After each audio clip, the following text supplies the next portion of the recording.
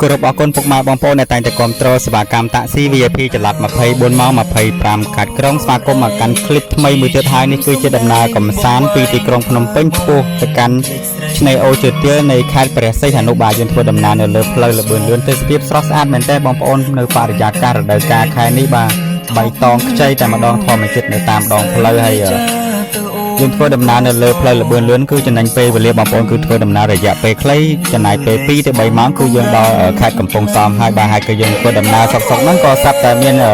មេចាប់ផ្ដើមប្រែពណ៌ខ្មៅហើយមានភ្លៀងធ្លាក់បន្តិចបន្តួចដែរបាទសំឡេងទឹកភ្លៀងប្រគំជាតន្ត្រីហើយស្ដាប់សំឡេងចម្រៀងទៀតធ្វើឲ្យអារម្មណ៍យើងកាន់តែស្រស់ថ្លាបាទយើងធ្វើដំណើរមួយស្របក់ធំទៀតក៏យើងមកដល់ទឹកដីនៃខេត្តព្រះសីហនុបាទច្រកចេញនៃផ្លូវលបឿនលឿនផងដែរ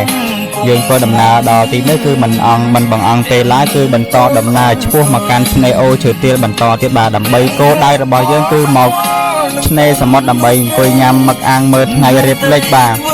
យើងក៏ថតរូបទុកជាអនុស្សាវរីយ៍ផងដែរបងប្អូនហ្នឹងហើយសម្រាប់ពុកម៉ែបងប្អូនដែលមានតម្រូវការឡានចង់ធ្វើដំណើរកំសាន្តអាចទាក់ទងមកខ្ញុំបានបងមករា CEO តាក់ស៊ី